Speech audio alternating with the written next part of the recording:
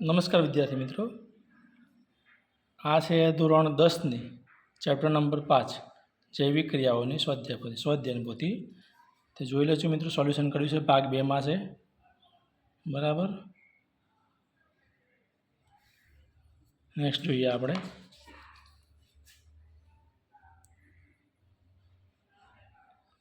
તો ચલો, પહેલામાં આવશે બી ઉત્સેચક, બીજામાં આવશે ખરું, ત્રીજામાં આવશે ઉર્જા. બરાબર. આ જૈવિક ક્રિયાની વ્યાખ્યા છે, જોતા રહેજો અને લખતા રહેજો. આ જોઈ લો. પાંચમાં આવશે ડી, છઠ્ઠામાં આવશે બી રક્ષક કોષો, સાતમાં 7 એમાઇલેસ,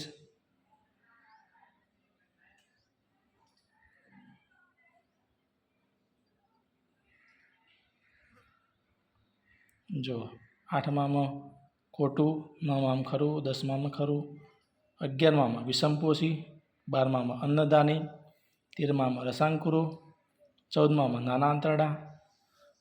બરાબર. ચલો, 15મો તો લાળ ગ્રંથિ તો આવશે એમાઇલેસ, સ્વાદુપિંડ તો આવશે ટ્રિપ્સિન. બરાબર. અને જઠર તો આવશે પેપ્સિન. બરાબર. આ જોઈ લો, 15માનો કોઠો છે, કોષ્ટક છે. 16 નંબર, વનસ્પતિમાં રક્ષક કોષોનું કાર્ય જણાવો. જોઈ લો, છિદ્રો ખોલવાની અને બંધ કરવાની ક્રિયા. બરાબર ને. 17મો, 18મો પ્રશ્ન, 19મો. બરાબર. આ બધા પ્રશ્નો લખેલા છે, એટલે હું જવાબ સાથે બોલતો નથી, કેમ કે વિડીયો લાંબો ના થાય એના માટે. બીજું કે આ જો અમીબામાં પોષણ પ્રક્રિયાની નામ દેશવાળી આકૃતિ. બરાબર. આ પરીક્ષામાં પૂછાશે અમીબાવાળી.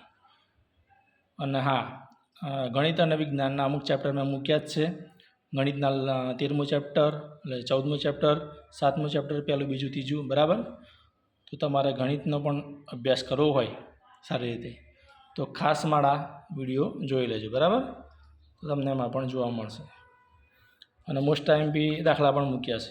બીજું કે જે પ્રથમ પરીક્ષા અને દ્વિતીય પરીક્ષાના જે ગણિત વિજ્ઞાનના પેપર લેવાઈ ગયા, ગણિત વિજ્ઞાન તો ખરા જ, પણ બાકીના દરેક વિષયના પેપર પણ સોલ્યુશન કરીને મેં મૂક્યા છે. તો ખાસ એ પણ તમે જોઈ લેજો. દરેક વિષયના પેપર તમને સોલ્યુશન આમાંથી મૂકેલા છે મેં મારી ચેનલ પર, તો ખાસ તમે જોઈ લેજો. બરાબર.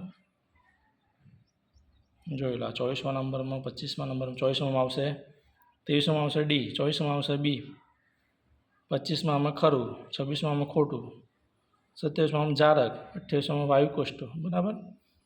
આ બધું લખ્યું જ છે, જોઈ લો. બરાબર. અને સોલ્યુશન મસ્ત છે, એટલે લખી નાખજો. બરાબર. સ્વાધ્યાયની પોથીમાં તમારા 33 નંબર, આ 34, માનવનું શ્વસન તંત્ર આકૃતિ સમજાવો. જો શ્વસન તંત્ર, પાચન તંત્ર અને ઉત્સર્જન તંત્ર, આ 3 તંત્રમાંથી પરીક્ષામાં 100% 1 થી 2 આવશે. એક તો ફાઇનલ આવશે, પણ કદાચ 2 પણ આવે. કયા? મનુષ્યનું શ્વસન તંત્ર, ઉત્સર્જન તંત્ર અને પાચન તંત્ર. આ 3 તમારા મોસ્ટ ટાઈમ પી, તો ખાસ કરી નાખજો. બરાબર. આ 3માંથી 2 ફાઇનલ આવશે. 35માં ડી, 36માં બી, 37માં સી. બરાબર. 38 ખોટું, 39 ખરું અને 40 ખરું.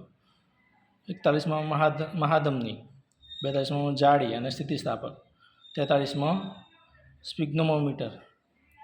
મનુષ્યનું હૃદય તો ડી, 4 ખંડોનું બનેલું.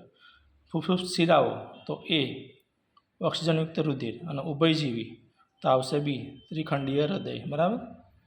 તો જોઈ લો. બરાબર. આ કોષ્ટક 46મો નંબર, 46, 47 ને 48, 49, 50, 51 અને 52. મોસ્ટ ટાઈમ પ્રશ્ન, મનુષ્યનું હૃદય. માનવ હૃદયની આકૃતિ દોરી અને એના વિવિધ ભાગોનું વર્ણન કરો. આવો પ્રશ્ન પરીક્ષામાં પૂછાય. બરાબર. માનવ હૃદયનું આકૃતિ, સ્વચ્છ આકૃતિ દોરી અને વિવિધ ભાગોનું વર્ણન કરો. તો આ જો મનુષ્યની મસ્ત સ્વચ્છ આકૃતિ છે, આ તમને આવડવી જોઈએ, એના વિવિધ ભાગો. બરાબર. તો જોઈ લો. આ પરીક્ષામાં તમારે 100% આવશે, લે કરી નાખજો. 53માં ડી, 54માં સી, 55માં ખરું, 56માં મૂત્રપિંડ નલિકા એવું છે. બરાબર. અને ઉત્સર્ગ 57માં. બરાબર. એટીપીનું પૂરું નામ, હા મોસ્ટ ટાઈમ, ચલો એટીપીનું પૂરું નામ એડિનોસાઇન ટ્રાઇફોસ્ફેટ, પરીક્ષામાં આવશે જ. એટીપીનું પૂરું નામ જણાવો. ધોરણ 9માં પણ આવે છે અને 10માં પણ પૂછાય. આ ઉત્સર્જન તંત્ર મેં તમને આગળ વાત કરી હતી. મનુષ્યનું ઉત્સર્જન તંત્ર વિશે સમજાવો. જોયેલા આકૃતિ છે, એના વિવિધ ભાગો તમારે સમજાવવાના છે. મનુષ્યનું ઉત્સર્જન તંત્ર, બરાબર.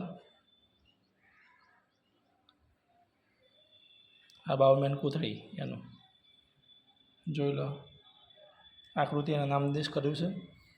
તો મિત્રો આ હતું ચેપ્ટર નંબર 5 ધોરણ 10નું જૈવિક ક્રિયાઓ, બરાબર. એમાંથી મેં તમને જેટલા પણ પ્રશ્નો કીધા એ બધા કરી નાખવાના. કયા? તો માનવ હૃદય, પછી મનુષ્યનું ઉત્સર્જન તંત્ર, પાચન તંત્ર અને શ્વસન તંત્ર, આ 3 તંત્ર અને માનવ હૃદય. પછી એક કોષ્ટક પૂછાય છે કે ધમની અને શિરા, બરાબર. ધમની અને શિરા કરી દેવાનું. પછી એક બીજો પણ કોષ્ટક છે, બરાબર. એ એક્ઝેક્ટ મને ખ્યાલ નથી, બરાબર. તો મળીએ મિત્રો નેક્સ્ટ વિડીયોમાં. Thank you.